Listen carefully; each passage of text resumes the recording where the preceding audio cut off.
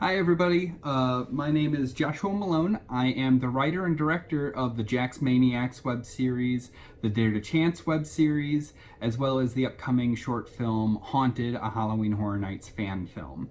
I really appreciate all of the support that these have gotten. Hopefully you guys have enjoyed them. And before this video is done, I'm going to give you a sneak peek at a scene from Haunted. But I just kind of wanted to go over the history of these videos, why I've made them, and kind of the process and everything that I've gone through. So Jack's Maniacs was a part of HHN 25 when that happened, and I went that year, and that was the first year in 10 years that I hadn't acted in a haunt in my area. And I'm from Illinois, and I had worked haunts for 10 years, and in 2014 I had an incredibly negative experience working one in the Chicagoland area in Villa Park. And I still wanted to create and do something scary, but wasn't sure what to do. And that summer I had gotten my first film job with a company called Dreaming Tree Films, and we were working on a feature film called Alternate Universe. At the time it was called Traveling Without Moving. And what Dreaming Tree does is they run a program called Fresh Films, where they take teens from around the country and teach them the different jobs on a film set. And kind of are like, hey, these are the different jobs on a film set. And just they take it and they inspire the kids to create film and art and all sorts of things. And part of my job was to educate the kids. I was an associate producer, and I was telling these kids, you know, we had over 300 kids that summer, and I was telling them each week, because they would come and wonder, like, okay, this is great, but I want to go home and make something, but I don't have any of the technology. And I would be like, my whole spiel was like, okay, reach into your pocket and pull out your phone. And they pull out their iPhone or Android, and I was like, you can make a movie. With your iPhone or your Android, with your phone, you have the capabilities of making a movie. But I wasn't really applying the logic to myself. I kept having ideas and inspiration to like shoot little kind of vignettes and stuff, but I was like, I don't have the equipment, or I don't know if it'll come out good. Until finally, I was like, no, like, stop it. Like, if you're inspired to make something, go ahead and make it.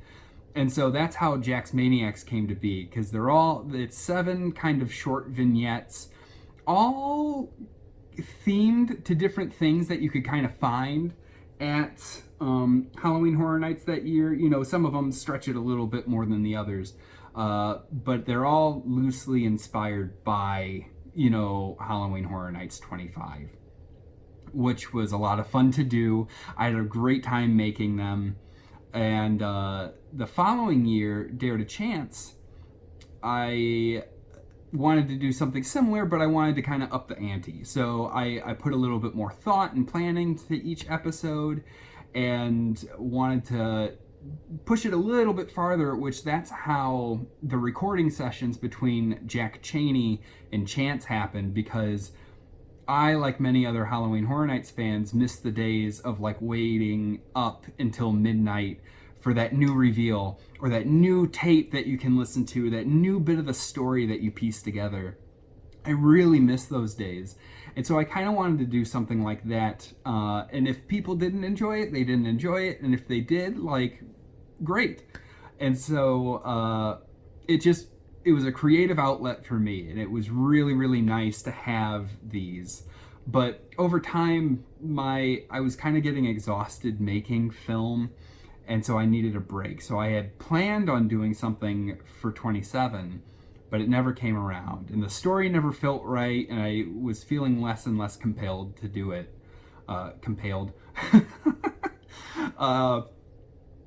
Until this year came around. And I picked up one of my old scripts, and it had gone through like 4 or 5 different, you know, versions or revisions. You know, at one point it was a short film, at one point it was a radio drama, at another point it was a short story. It went through so many different kind of incarnations.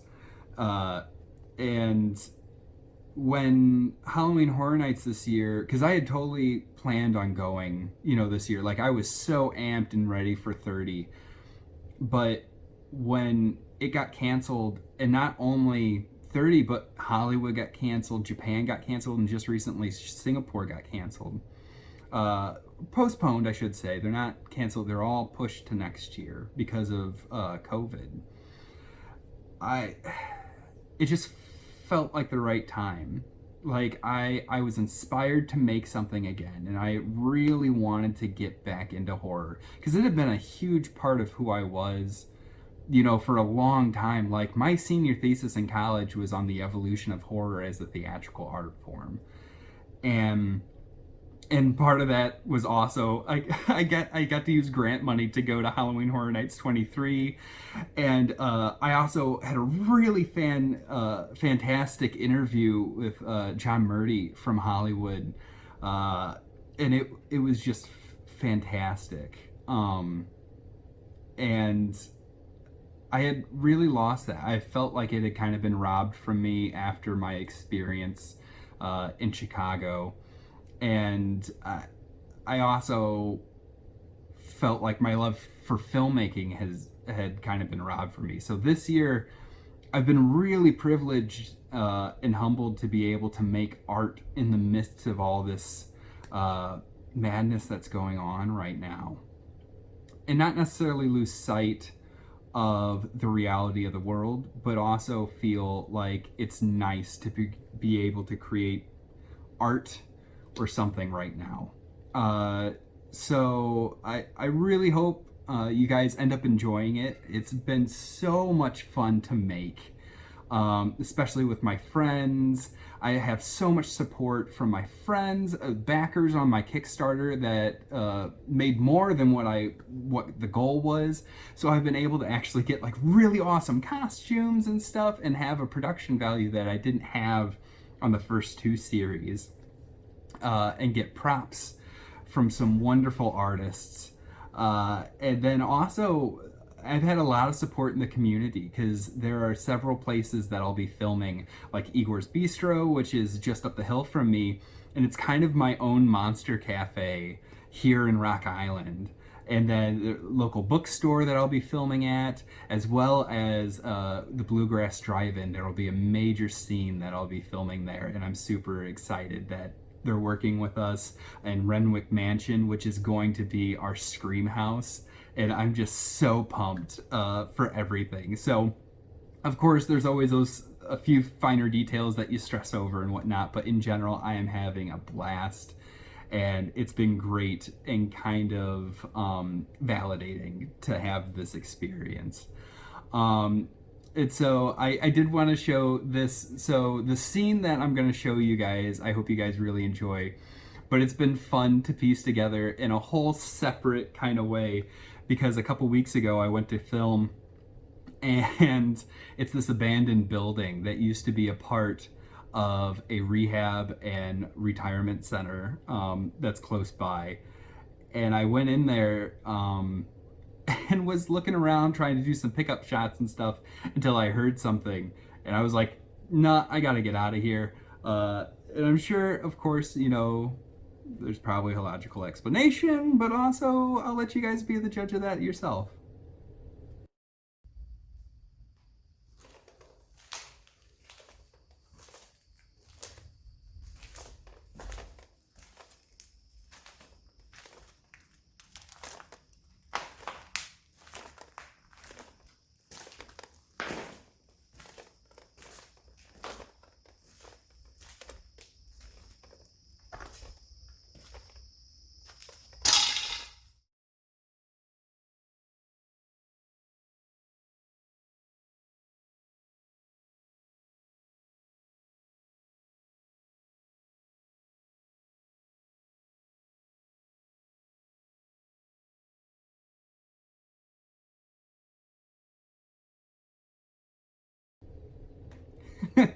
And so after that happened, I was like, I'm not going back there by myself.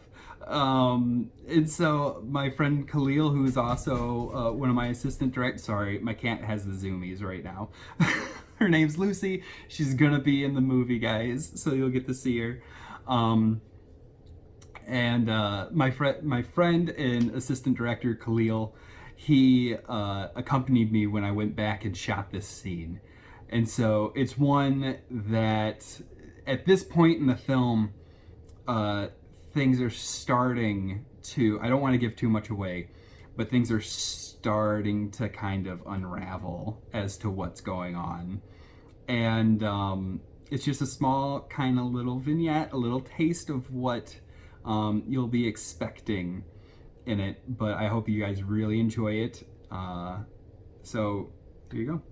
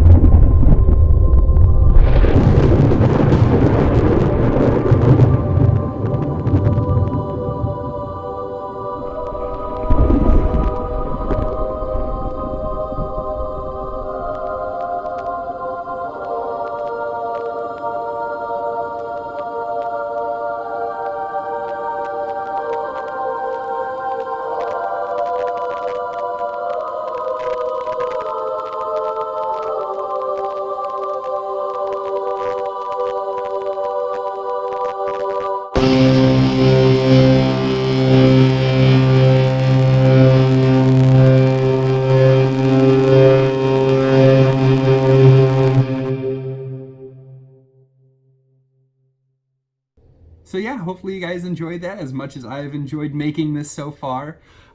Still aiming for a mid to late October release for this. Again, I'm having so much fun and I'm so honored to be able to make this right now. And hopefully you guys are having an amazing Halloween Horror Nights at Home day. I am so excited for all the other events and giveaways and contests and just kind of, you know, the whole basis for Haunted, the whole kind of story of it is the idea that you cannot kill Halloween, that something's eternal about it.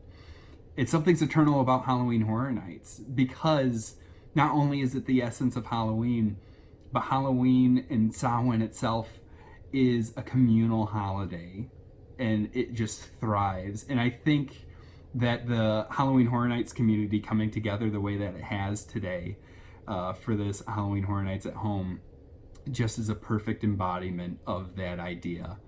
And the fact that, you know, Halloween Horror Nights has now,